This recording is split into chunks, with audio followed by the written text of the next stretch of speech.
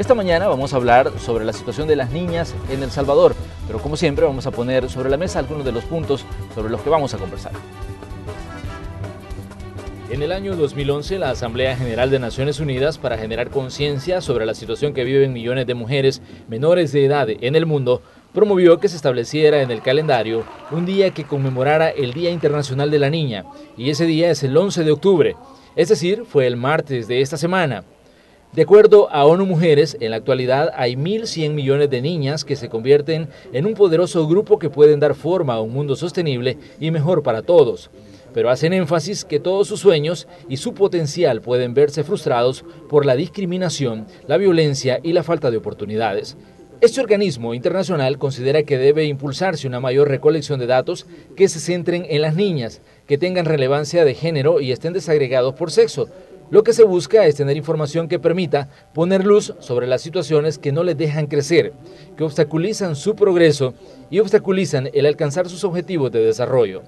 Entre los problemas que identifica ONU Mujeres y que tienen efectos sobre las niñas está el matrimonio precoz en algunos países. Si pensamos en El Salvador, podríamos citar los embarazos adolescentes. En 2015 se registraron 25.132 casos. El organismo dice que las niñas que se casan pierden educación. Si ponemos en la perspectiva salvadoreña ese dato, se podría afirmar que las niñas que se convierten en madre tienen muy escasas posibilidades de cumplir su desarrollo académico. Este grupo poblacional se vuelve vulnerable a la violencia física y sexual. Además, tiene hijos antes de estar preparado física y emocionalmente. Los ciclos de violencia, según ONU Mujeres, comienzan en la niñez, siguen en la adultez y se vuelven un círculo vicioso a través de generaciones. Se estima que 700 millones de mujeres en el mundo se casaron antes de cumplir 18 años, muchas debido a sus condiciones de pobreza. En El Salvador, las niñas madres dejan la escuela para asumir responsabilidades. Vamos a cerrar la semana hablando sobre la situación de las niñas en El Salvador. Entre las preguntas a responder, ¿se violan sus derechos? ¿Se les discrimina por haber nacido mujeres? ¿Tienen las mismas oportunidades que un niño? Las respuestas hoy en la entrevista de Hechos AM. Bueno, y les vamos a presentar a nuestros invitados. Tenemos al director de país de la organización no gubernamental Plan Internacional, Rodrigo Bustos, a quien nos da un placer saludar en este día viernes. Rodrigo, bienvenido. Muchas gracias, muy buenos días y un saludo muy especial a toda la audiencia de Canal 12.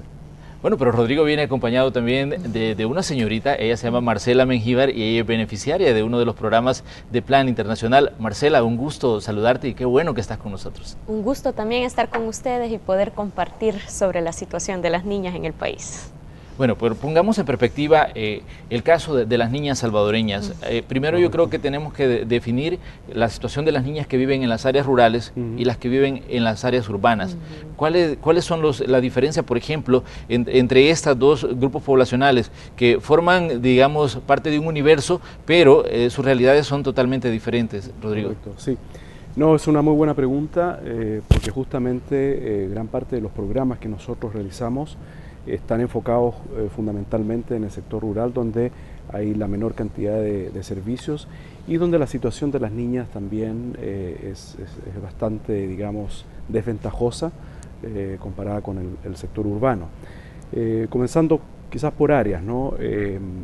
Uno de los problemas, digamos, más importantes, que inclusive lo puso en la nota, ¿no? Es el acceso a la educación.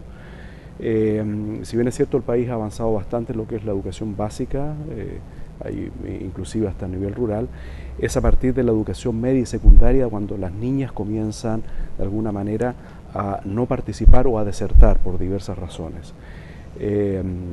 Solamente a nivel nacional, las niñas, solamente el 40% de las niñas logran terminar la educación media y secundaria. Bueno, eso es un dato bastante importante porque casi el 60% de niñas y niñas no logra terminar la educación completa. Y eso tiene una serie de implicaciones porque generalmente para acceder a un trabajo, para poder seguir, digamos, en esta ruta, ¿no es cierto?, del desarrollo, es importantísimo al menos terminar el ciclo completo de educación, que en este caso sería la educación media y secundaria. Entonces nos hemos encontrado en los sectores rurales que las familias, por diversas razones, ¿no?, por asuntos culturales o económicos, lo que hacen es que deciden que más bien los varones sigan y terminen el ciclo educativo, y las niñas más bien se dediquen a los quehaceres domésticos en las casas, cuidando a sus hermanos, etc.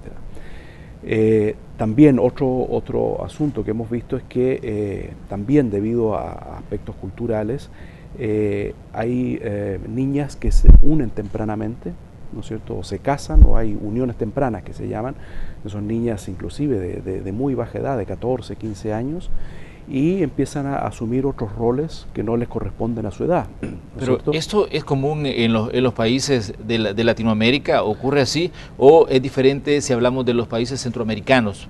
Mire, es un fenómeno, esto de las uniones tempranas, es un fenómeno mundial, ¿sí? Ahora, hay países que lógicamente las tasas son más altas que otras, pero en América Latina definitivamente es un problema que todavía lo tenemos en la región, que está asociado a patrones culturales, ¿sí?, en las cuales las familias ¿sí?, deciden, ¿no es cierto?, que las niñas se unan tempranamente, y lógicamente lo que sucede con eso es que se corta, ¿no es cierto?, en un periodo clave de la vida de las niñas, ¿no es cierto?, el ejercicio de sus derechos, sobre todo el ejercicio del derecho de la educación. Rodrigo, hay un punto que me llama muchísimo la atención, sobre todo porque a veces nos asustamos cuando vemos información de Oriente Medio donde una niña de 8 o 10 años la casan con un hombre de 40 o 50 años. A veces uno dice, qué triste la historia de estas niñas. Pero hay situaciones que las podemos ver reflejadas incluso en El Salvador, donde algunas niñas se ven obligadas a unirse a personas mayores por diferentes condiciones, lo que usted nos estaba mencionando, y no tendríamos que ir tan lejos para buscar violaciones de derechos de niños, cuando en El Salvador ocurre también. Definitivamente, definitivamente, y creo que eso es un punto que usted acaba de tocar, es muy importante, porque justamente lo que hemos visto acá en El Salvador específicamente es un porcentaje bastante alto de niñas, ¿no es cierto?, que se unen tempranamente, y en la cual se supone que tenemos leyes en las cuales nos amparan para que eso no suceda. Sin embargo, haciendo un análisis ya un poco más en detalle, tenemos la Lepina, por ejemplo, y el Código Penal, en la cual si un adulto, ¿no es cierto?, provoca algún tipo de abuso sexual o algún tipo de violencia sexual hacia una niña, es un delito. Pero sin embargo, si hay un acuerdo entre la familia y ese adulto, ¿no es cierto?, para que ese adulto se case con esa niña, el Código Familia le ampara y puede producirse esta unión.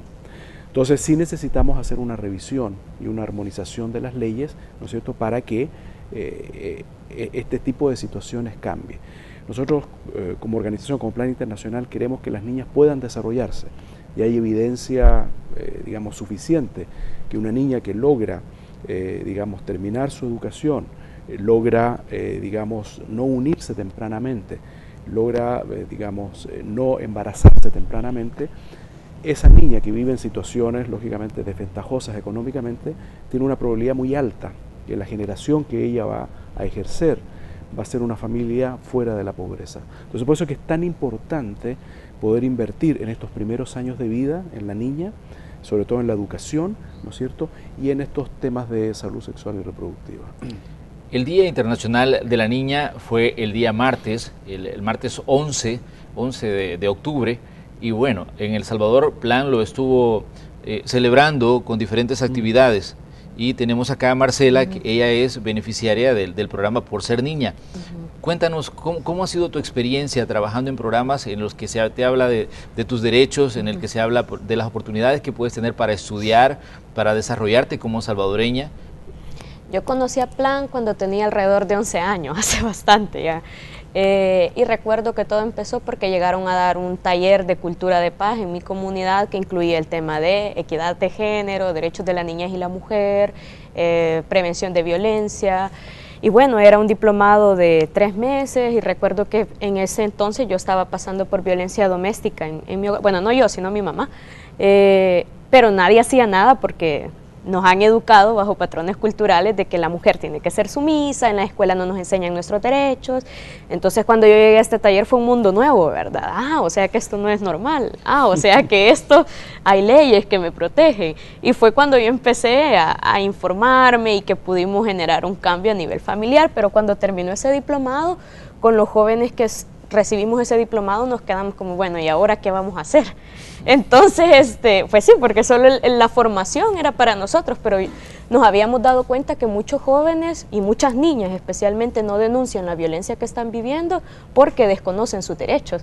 Entonces creamos una red juvenil en el municipio, íbamos a las escuelas a dar talleres, hacíamos varias actividades también de inserción para otros jóvenes de nuestra comunidad, y fue así como también me di cuenta de otros casos de niñas que estaban pasando en situación de violencia, y es cuando confirmábamos la teoría. Hubo una identificación entre ustedes respecto a los problemas que estaban atravesando como familia. Claro, pero lo que yo quiero poner aquí en la mesa es de que yo soy uno de los miles de casos de niñas que hay en El Salvador que están viviendo violencia, que viven discriminación, y esto pasa, hay que hacer énfasis en que es mayoritariamente en niñas y mujeres, porque nos han educado para eso, pues a las mujeres, para ser sumisas, esos patrones culturales que mencionaba Rodrigo, es eso, pues no nos informan de que también hay un horizonte más allá para las mujeres, que no solo estamos para casarnos, solo para tener hijos, sino que también podemos ser académicas, licenciadas, ingenieras. ¿Y cuál es tu sueño ahora? Bueno, yo ahora estoy estudiando una licenciatura en trabajo social y precisamente elegí esa carrera por todo el tema de trabajo comunitario que he hecho, porque luego nos movimos a otras plataformas nacionales también de juventud, anduvimos con otro montón de jóvenes, porque como ya hay más jóvenes también trabajando en el tema.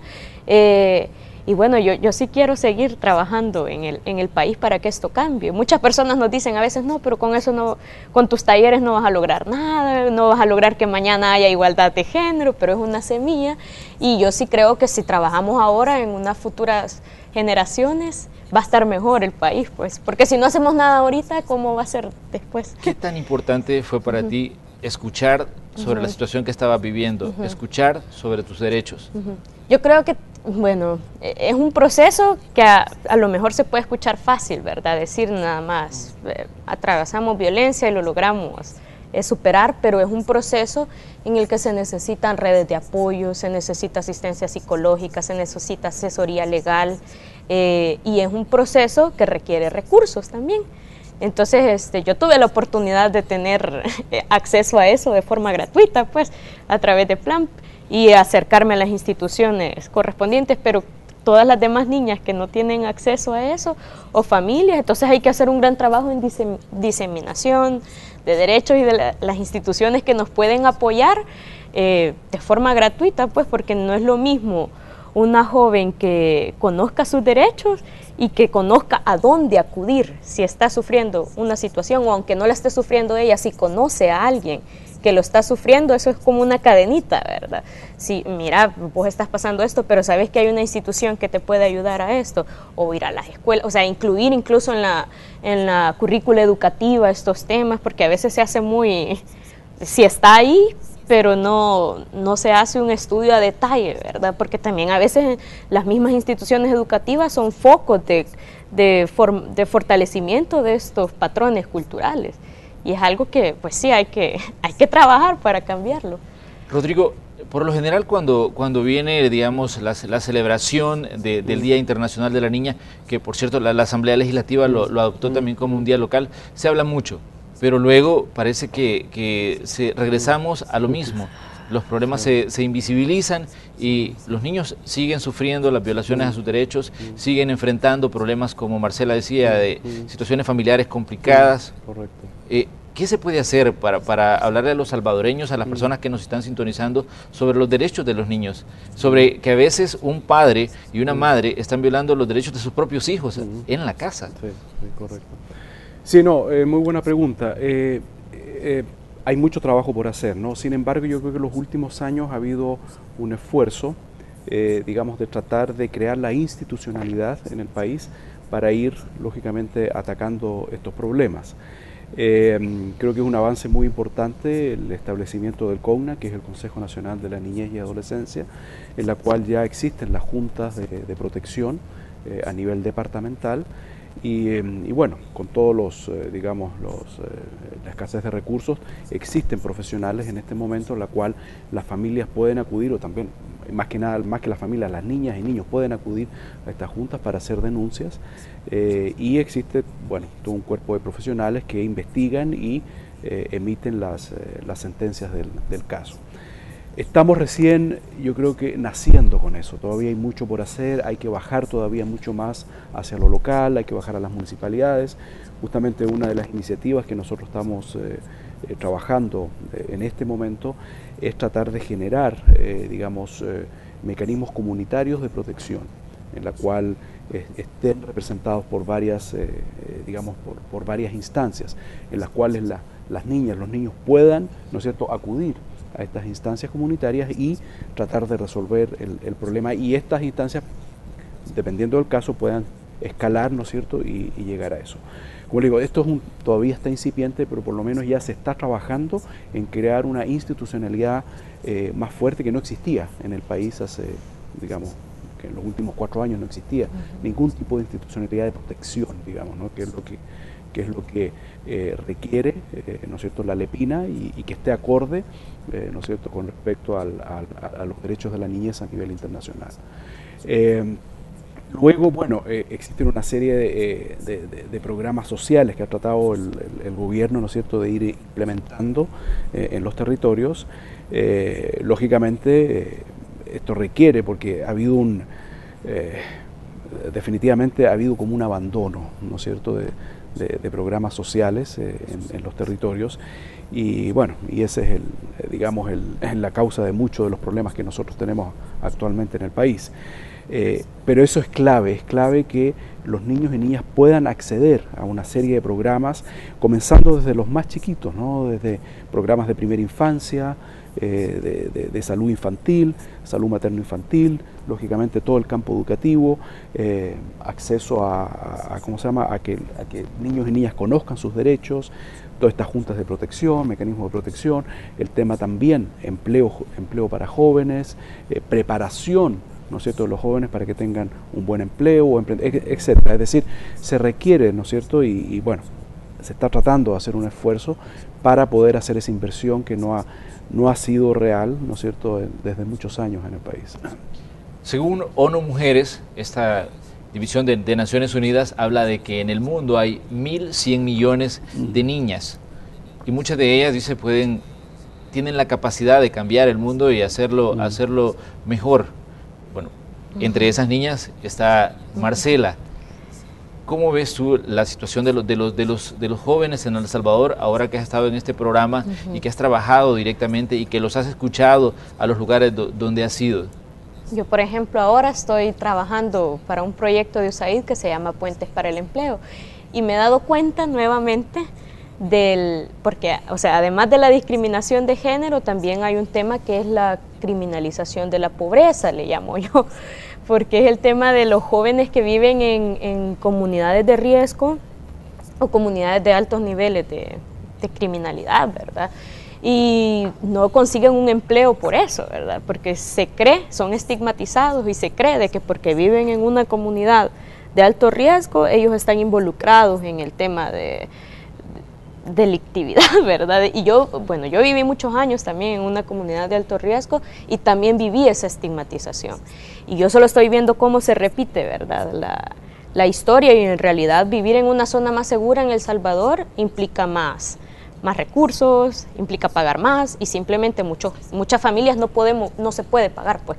Entonces, yo creo que hay que crear oportunidades para los jóvenes, porque nosotros podemos sensibilizar también, nosotros podemos que conozcan sus derechos, pero si al final del día ellos no tienen una oportunidad para trabajar, no hay una oportunidad para que puedan iniciar un emprendimiento, no hay una oportunidad para seguir formándose, el joven pues se va a estancar, pues, y no va a salir de la situación en la que está. Entonces, para que podamos romper ese círculo de violencia, porque esto además se agudiza cuando es mujer o cuando es niña, ¿verdad? Exactamente, eso te iba a preguntar.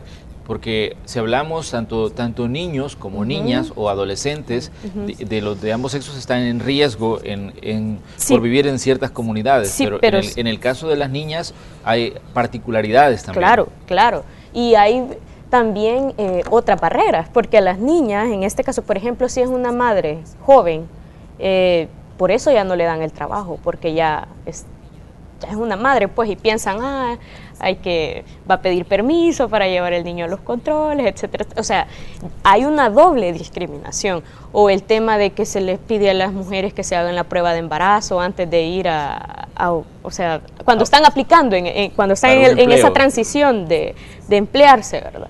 Entonces a las mujeres se les hace otras expresiones todavía más acentuadas, y a esto también hay que agregar el tema de el acoso sexual al que están expuestas, porque es una realidad en el país. Pues yo creo que todas las mujeres y niñas en El Salvador hemos vivido que vamos a tomar el autobús y nos han acosado sexualmente. Lo que pasa es que no lo denotamos como violencia todavía, y está tan naturalizado que todavía lo vemos como normal que alguien nos dé un piropo en la calle, pero eso es acoso sexual también. Y una niña, o sea, una niña que va a las 7 de la noche sola caminando y le dicen un piropo, yo no creo que sea algo agradable para ella. Al contrario, yo lo he vivido también, y es como que uno siente miedo, pues me va a seguir, camina más rápido, toma otro bus. Entonces todas esas cosas, o sea, son cosas tan pequeñas, pero que nosotras como mujeres y niñas las vivimos, y que seguramente los hombres no la viven en este país. El tema de asumir la maternidad también. El punto es de que en la mayoría de casos de maternidad precoz, quien asume la responsabilidad es la niña.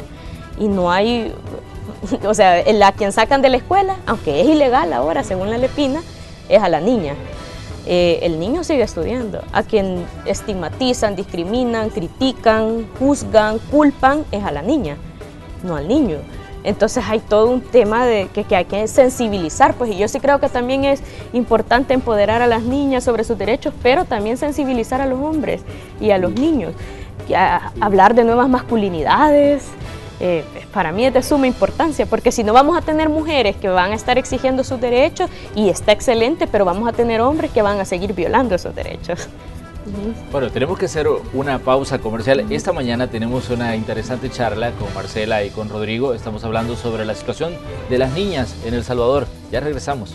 Gracias por continuar con nosotros. Esta mañana en la entrevista de Hechos AM estamos cerrando la semana hablando sobre la situación de las niñas en El Salvador. Tenemos como invitado a Rodrigo Bustos. Él es el director de país de la organización no gubernamental Plan Internacional, y tenemos también a una niña beneficiaria de los programas que desarrolla esta organización, Marcela Mengíbar. Pero les quiero presentar un reportaje que hizo uno de los reporteros de Noticiero Hechos, Julio Guevara. Él nos hablaba sobre la situación de las violaciones de los derechos de la niñez. Él lo tituló Inocencias robadas, y creo yo que va muy acorde a los temas que estamos hablando, y que evidencia también cómo a veces se puede llegar a violentar de tal forma y dañar a un ser humano cuando todavía está en la etapa de la infancia. Vamos a ver a continuación el trabajo de Julio Guevara y luego pues comentamos sobre lo que él nos plantea. El día iniciaba. Eran las 6 de la mañana cuando Paola abrió sus ojos, pero algo estaba fuera de lugar. Observó a su padre a un lado de la cama, sentado, con mirada fría y lo peor, semidesnudo. El hombre, que pasa de 40 años, comenzó a acariciar a su hija. Sí, a su hija de 11 años, y no eran caricias normales. La niña, sin poder hacer nada, minutos más tarde, fue abusada sexualmente por su progenitor. Tiene un historial de hace 2 años, ¿verdad? Un historial de agresión sexual, donde él había estado, digamos, como tocándola en sus partes genitales, en la parte de su glúteo. Pero hay casos que las autoridades prefieren mantener en silencio.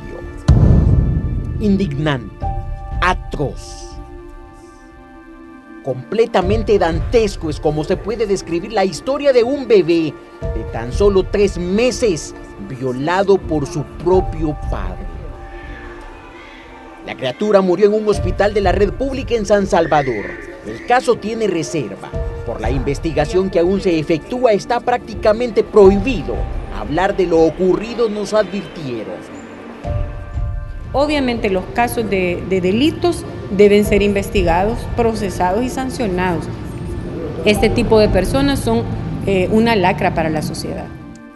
Aseguran que el responsable del abominable caso está tras las rejas. Increíble que esto continúe ocurriendo en un país donde diversas instituciones trabajan por los derechos de la niñez. Aquí hablar de delitos sexuales contra menores es conocer números preocupantes. Vea usted. De enero a septiembre se registran 1.387 víctimas de violación, solo entre niños y adolescentes. Seguramente si la cantidad de actos que realmente ocurren se denunciaran, tendríamos una tasa mucho más alta. O te puedes dar cuenta, por ejemplo, todos los casos de pedofilia. Muchos de los casos de pedofilia se reportan hasta que el hombre o la mujer ya está en la vida adulta, no cuando son niños. Y si hablamos de denuncias amparándonos en estadísticas de la Policía Nacional Civil, queda en evidencia la vulnerabilidad que rodea a menores de 17 años. De enero a agosto, la PNC recibió 366 denuncias por delitos sexuales contra víctimas con rango de edad entre 0 a 11 años y 1.699 entre 12 a 17. Denuncias que, según esta doctora que prefiere guardar la identidad, no son tratadas responsablemente.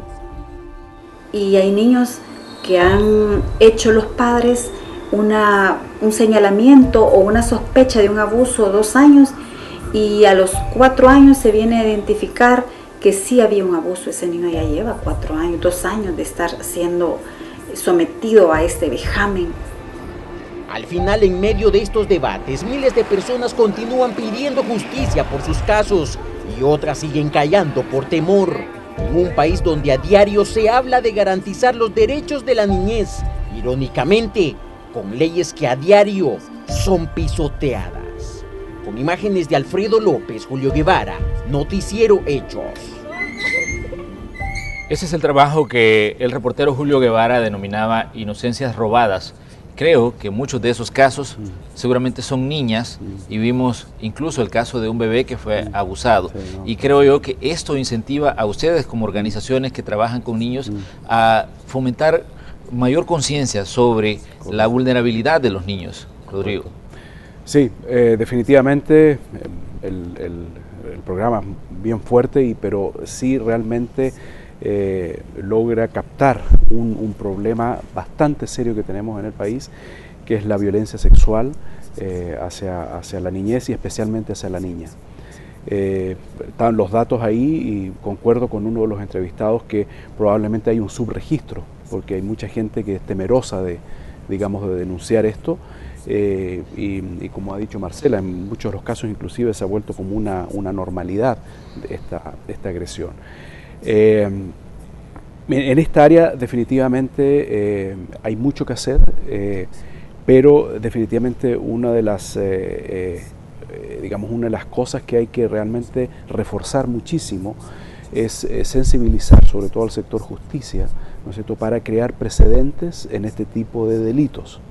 Si bien es cierto, ya hay denuncias, con las juntas de protección también están llegando a este tipo de casos, no tenemos la misma celeridad y el mismo resultado, ¿no es cierto?, con las sentencias, y ahí es donde hacemos un llamado, ¿no es cierto?, hacia el sector justicia de darle más énfasis a esto, darle mucho más peso, darle celeridad a estos casos, darle en la cual, los derechos de la niñez, ¿no es cierto?, pasen a ser fundamental en las decisiones que tomen los jueces. O sea, ahí tenemos un trabajo todavía muy grande por hacer y necesitamos del concurso y del compromiso, ¿no es cierto?, del sector justicia, de darle mucha más prioridad, mucho más celeridad a estos casos. Uno de los problemas más graves es a veces el silencio que ocurre en los hogares. Hablábamos de una niña que fue abusada por su padre. Me imagino lo traumático que debe ser para un ser humano poder lidiar con este tipo de cosas y sobre todo cuando hablamos de niños. Marcela, ¿cómo tú ves este tipo de situaciones?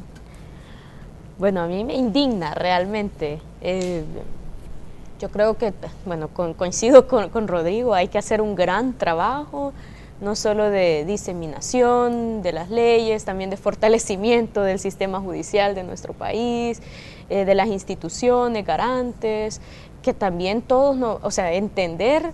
Yo creo, hay un principio de la Lepina que me gusta, que es el de corresponsabilidad, y creo que si todos nos sintiéramos corresponsables de garantizar los derechos de la niñez en este país, fuera otra cosa, porque entonces estamos entendiendo que si yo sé de un caso de abuso, de violencia, aunque no sea amigo de la persona, aunque no sea familiar, pero tal vez soy un maestro que sospecho, o tal vez soy un vecino, que yo pueda apoyar con eso, porque también me siento responsable con la garantía de los derechos de ese niño o esa niña. Entonces yo creo que tenemos que también solidarizarnos, entender ese principio de corresponsabilidad, garantizar los derechos de la niñez es responsabilidad de todos y todas, no solo de las ONGs que trabajan en derechos de la niñez, no solo de las instituciones del Estado que son las instancias correspondientes en esta materia, sino que también de la comunidad, los maestros y las maestras en las escuelas, que si tenemos una sospecha, por ejemplo, de abuso, es mejor expresar esa sospecha antes de que después de unos 2 años yo la confirme, ¿verdad? Como el caso que vimos ahí, yo tenía razón, pero ¿qué hubiera pasado si yo hubiera expresado esa sospecha antes? Entonces y también no hay que negar que gran parte de estos casos es por desconocimiento de las leyes, pues por temor también a veces. No tenemos una cultura de denuncia en El Salvador, y yo estoy segura de que los números que vimos ahí son... hay muchos más. Cada caso es una historia, definitivamente. Claro, y hay muchos más casos de los que tenemos ahí en esos números oficiales. Pues hay mucha gente que no denuncia. Un punto yo creo que importante acá, y lo hemos ido realizando a través de estos años, es sobre todo equipar a las niñas, ¿no es cierto?, con una serie de herramientas para que vayan identificando posibles riesgos y posibles amenazas. Creo que ese es el primer paso que hay que dar, ¿sí? Y de hecho hemos tenido muy buenos resultados en varias comunidades en las cuales ya las niñas aprenden a identificar, ¿no es cierto?, dónde están las amenazas, posibles riesgos, y pueden actuar mucho antes de que, ¿no es cierto?, en este caso el abuso o la violencia ocurra. Entonces, tenemos una serie de herramientas y una serie de metodologías que hemos ido implementando. Marcela conoce mucho de eso, y es más, ella ha facilitado mucho de estos procesos con varias niñas. Además que no solamente identificar, también es empoderar a la niña, ¿no es cierto?, en la cual con información logra saber, ¿no es cierto?, cómo actuar, dónde ir, qué hacer, ¿no es cierto?, si es que tiene, como dice Marcela, la sospecha, o que ve, ¿no es cierto?, que puede haber una amenaza, un riesgo latente contra su integridad, ¿no es cierto?, y contra su vida.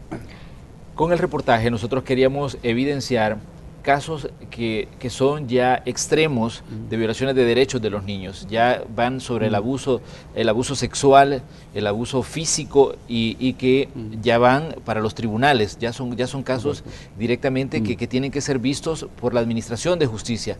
Pero también queremos hablar sobre la discriminación que ocurre a veces en el mismo hogar, no necesariamente en un caso de violación, sino cómo se van perpetuando los ciclos donde las niñas se les van cortando las oportunidades, y a veces son las mismas madres las que las van, mentalizando de que ellas van a ser madres en determinado momento, que tienen que ser sumisas a su esposo, que tienen que soportar todo lo que puedan para mantener a veces el hogar.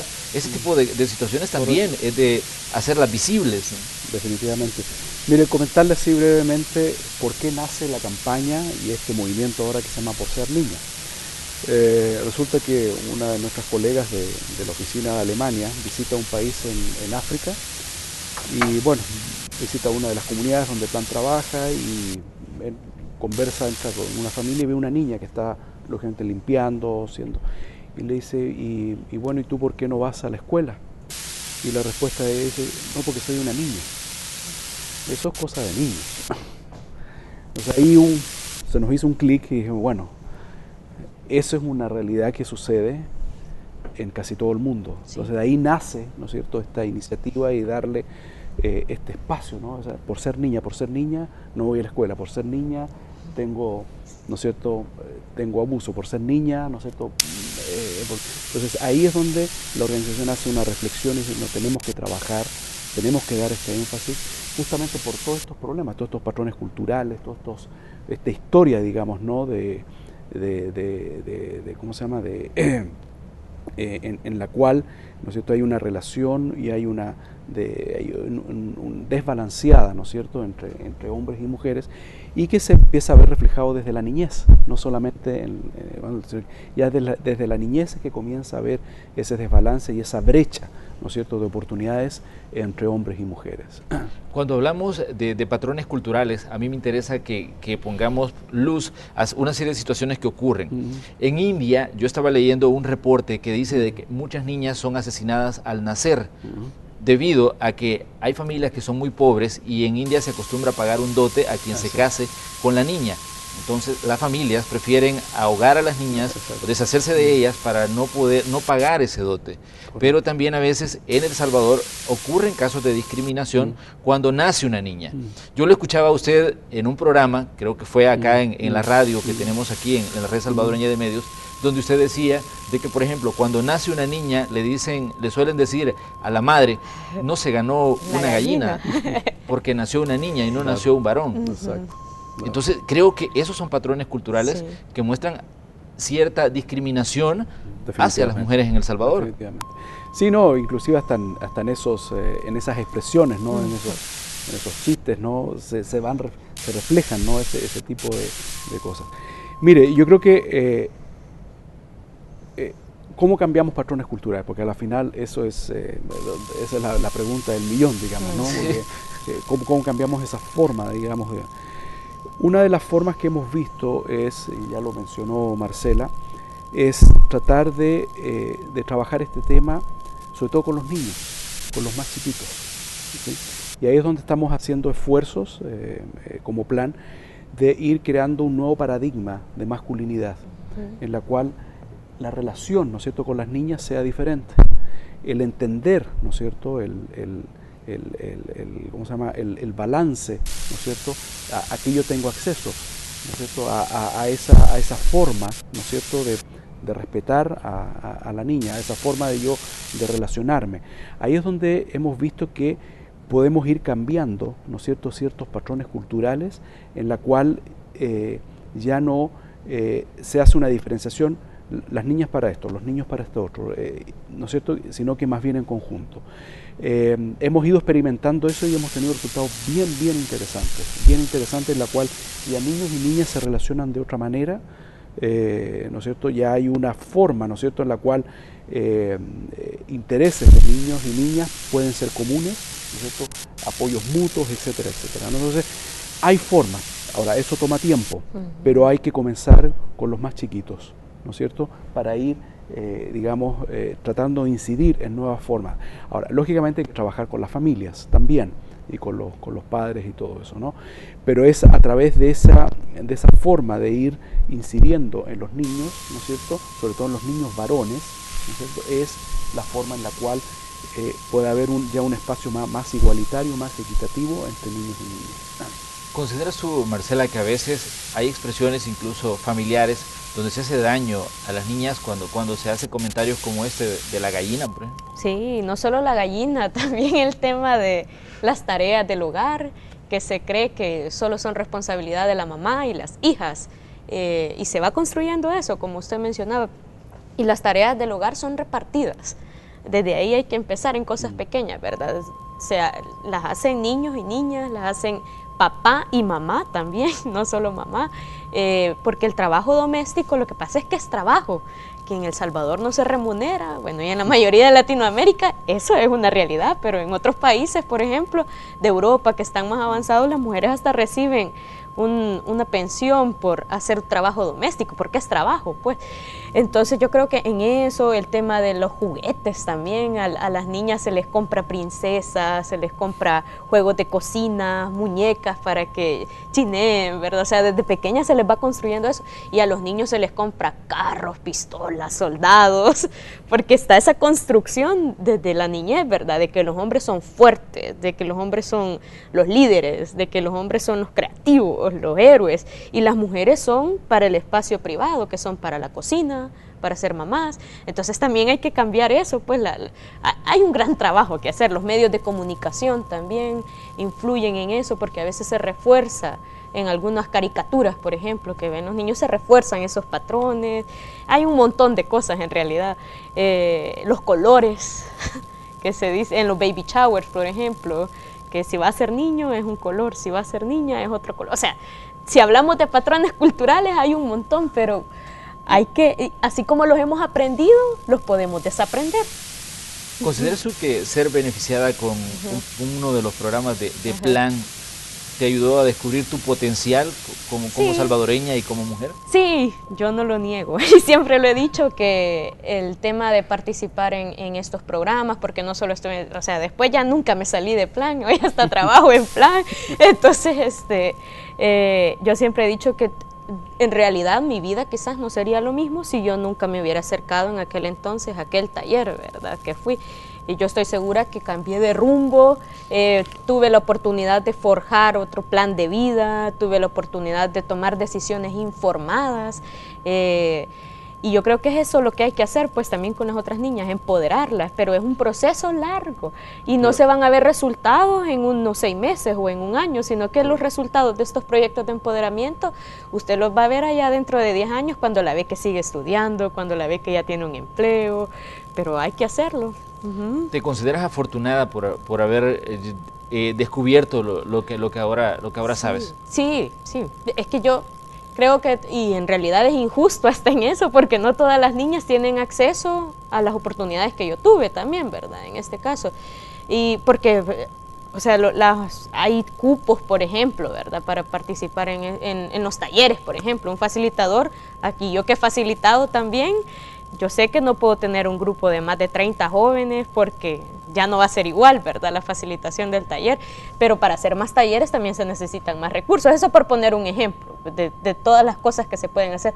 Para dar más becas de estudio se necesitan más recursos, ¿verdad? Entonces hay que invertir, o sea, hablar de que más niñas tengan acceso a este tipo de programas, a este tipo de oportunidades, es hablar de más inversión para las niñas, de crear programas y políticas que rompan esa brecha de género que hay entre las oportunidades que tienen los niños frente a las que tienen las niñas, porque más que todo en la zona rural es donde se prioriza, aunque también, o sea, hay variaciones, ¿verdad?, pero donde más hemos visto es que en la zona rural, si solo se le puede pagar los estudios a uno de los dos, a quien van a mandar es al niño, porque la niña ya se va a casar y mejor invirtamos en él, que entonces hay que cambiar esos paradigmas, pues. Rodrigo, la última vez que conversábamos, hablábamos sobre la situación también de los embarazos adolescentes, que es un problema serio que afecta a la juventud salvadoreña, y muchas de ellas niñas. Correcto, sí.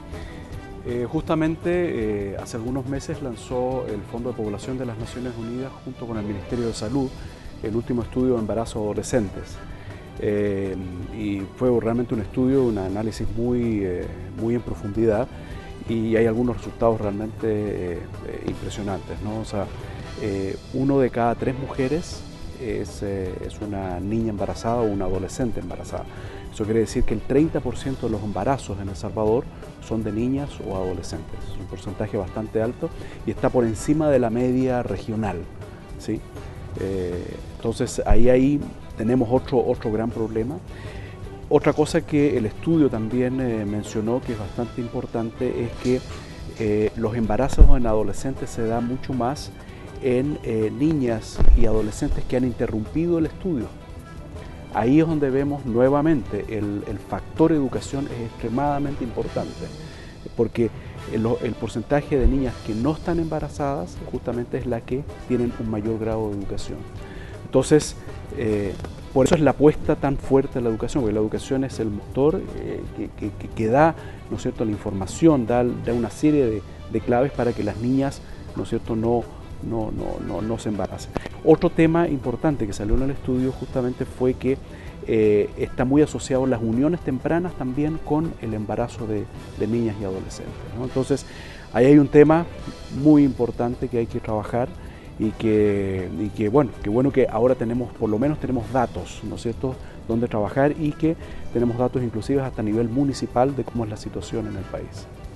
Tenemos que hacer la última pausa comercial, ya regresamos con las conclusiones de la entrevista de este viernes. Bueno, estamos ya casi en la recta final del espacio de la entrevista de Hechos AM de este viernes y vamos a conocer las participaciones de las personas que han dejado sus comentarios y preguntas a través del 7697-1235, este número que hemos habilitado para que usted nos agregue a WhatsApp. Vamos a conocer cuáles son las impresiones de las personas sobre los temas que hemos tratado. Alguien nos dice, en este país hay más condena penal y mediática para una mujer que por alguna razón abortó que para un hombre que haya violado mujeres o niñas. Eso es uno de los comentarios que nos han dejado. Tenemos más, por supuesto. Don Manuel, felicitarlo por tan excelente tema. Gracias. Dice, yo soy enfermera y en algunas escuelas me dan apertura para dar temas sobre los riesgos del embarazo en la adolescencia. Por patrones culturales, muchos maestros no les interesa este tema. Es preocupante. Urge capacitar a los maestros en el tema educación sexual. Este es un comentario que nos han dejado ahí. Tenemos otro más, dice, desde siempre ha habido discriminación y muy pocas oportunidades para los jóvenes, pero muchos de los que ahora somos adultos y nunca se nos ha dado ninguna oportunidad, y esto que en nuestra época no había quien nos defendiera y sin embargo muchos somos profesionales. La ley Lepina es responsable que haya más jóvenes irresponsables en todos los aspectos de la vida, nos dicen acá. Tenemos un comentario más. Buenos días, la discriminación es grande. Ojalá las leyes empezaran a sancionar a todos los hombres que teniendo esposa usan artimañas para tener otro hogar clandestino.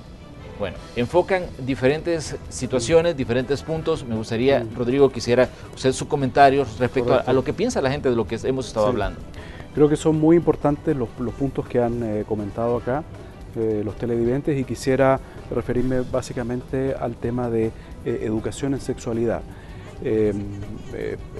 Estuvimos hablando del tema de embarazo adolescentes, pero justamente una de las cosas que mencionó el estudio también son algunos municipios en los cuales es bastante bajo o inclusive es cero el porcentaje de niñas y adolescentes embarazadas. Inclusive un medio acá en El Salvador quiso saber, bueno, por qué en algunos municipios tenemos esa realidad. Y justamente en los municipios en los cuales inclusive Plan está trabajando, hemos logrado, y esto es un proceso lógicamente a largo plazo, no se da de la noche a la mañana, un trabajo en alianza con varias instituciones. Lógicamente están las escuelas, los centros de salud, las municipalidades, las mismas familias, pero sobre todo las niñas, en las cuales a través de un proceso, ¿no es cierto?, en la cual cada uno tiene su experticia. La idea es ir informando, ¿no es cierto?, a las familias, usando la escuela, los centros de salud dando los servicios, pero lo más importante es empoderar a las niñas y a las jóvenes, ¿no es cierto?, con respecto a su vida, ¿no es cierto?, y tomen, como decía Marcela, decisiones informadas de cuál va a ser su plan de vida. Esa ha sido, digamos, una metodología que ha tenido bastante éxito, y no solo acá en El Salvador, sino que en varias partes del mundo, en la cual lo que se busca es que los niños y niñas vayan forjando desde la infancia qué es lo que están buscando hacia el futuro. Entonces, ayudarles a lo que se llama a formar un plan de vida. Y la sexualidad entra lógicamente de ese plan de vida. Entonces, ¿cómo entenderla? ¿No es cierto? ¿Qué significa esto? ¿Qué decisiones yo voy a tomar? ¿No es cierto? Cuando soy adolescente, etcétera, etcétera. Entonces hay municipios, ¿no?, en el mismo estudio, hay en Chalatenango, que es el departamento con menos embarazos adolescentes. Hemos visto que a través de esta alianza entre varias organizaciones públicas, privadas, de la sociedad civil, ¿no es cierto?, se logra, ¿no es cierto?, estos objetivos, ¿sí? Esto lógicamente requiere del concurso, requiere de recursos, como dice Marcela, requiere de mucho compromiso, pero lo que quiero llegar a resaltar acá es que sí se puede, es decir, no todo es totalmente negro. Hay programas que están funcionando. Ahora, el reto es poder escalar eso, ¿no es cierto? Es llegar a todos los departamentos, llegar a todos los municipios e ir aplicando estas metodologías, ¿no es cierto?, que pueden ayudar a los niños, sobre todo a las niñas, ¿no es cierto?, a empoderarse y a tomar decisiones con respecto a su vida. Yo quiero hacer énfasis también en un punto. Hay mucho salvadoreño interesado en trabajar con jóvenes y yo creo que eso debe resaltarse también. Porque hay gente que toma de su tiempo y dice yo voy a dedicárselo a trabajar con jóvenes, algo que no todos los salvadoreños estamos conscientes a veces de la importancia de trabajar con las nuevas generaciones. Marcela, tu punto de vista sobre la importancia de hablar de sexualidad, que los adultos comiencen a quitarle el miedo a hablar con sus hijos, a hablar con sus hijas sobre el tema. Yo creo que, como decía Rodrigo, es importante también trabajar con las familias por eso, porque los padres, madres, en la medida que no sepan cómo explicarle a sus hijos sobre sexualidad, tampoco lo van a hacer.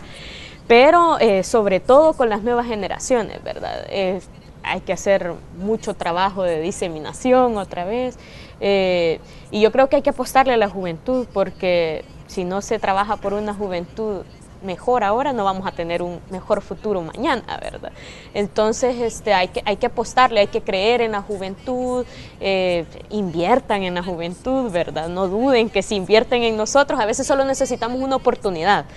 Y yo creo que mientras no tengamos esa oportunidad, el país nunca va a saber si va a ser mejor o no, si no le dan la oportunidad al joven, pues de tomar otro rumbo, de tomar otro camino, como la oportunidad que yo tuve. Eso, y el tema de educación sexual es un tabú todavía en nuestra sociedad, incluso en las escuelas también. Hay que reforzar mucho la idea de laicidad en El Salvador para educar en base científica, ¿verdad? Que los jóvenes, las jóvenes, especialmente las mujeres, tomen decisiones informadas otra vez, que sepan cómo prevenir un embarazo. Hay que apostarle mucho a la prevención. Y un dato importante, si usted, padre de familia, no habla con sus hijos de estos temas, la internet lo va a hacer, los amigos lo van a hacer. ¿No es así, Rodrigo? Sí. Sí. No, definitivamente. Y hablo de mi caso, ¿no? Cuando yo era joven o niño, ese era un tema que realmente no se hablaba, ¿sí? en mi casa, ¿no? Y ya en mi caso, ¿no? Con mis hijos yo vi que es importante, pues justamente como lo dice usted. Es decir, esa información va a estar en alguna parte y puede ser información que está tergiversada, es una información que no está bien, digamos, empaquetada y por lo tanto uno tiene que pensar en sus hijos. Entonces ese tema hay que hablarlo y más aún ahora, con todo, porque con los riesgos del internet, ¿no es cierto? Los niños pueden tener acceso a información realmente que es muy dañina, ¿no es cierto?, con respecto a estos temas.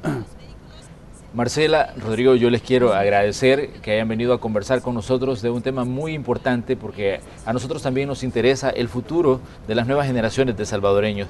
Gracias, Rodrigo. Muchas gracias también. Marcela, un placer conocerte. Igual. Gracias por venir. Igual. Bueno, nosotros así concluimos la semana con el espacio de la entrevista. Les recordamos siempre que las opiniones más acertadas surgen del pleno conocimiento de los hechos y nosotros aquí en Canal 12 lo que hacemos es exponer esos hechos ante ustedes. Les invitamos a que continúen con nosotros porque ya viene la segunda parte del noticiero.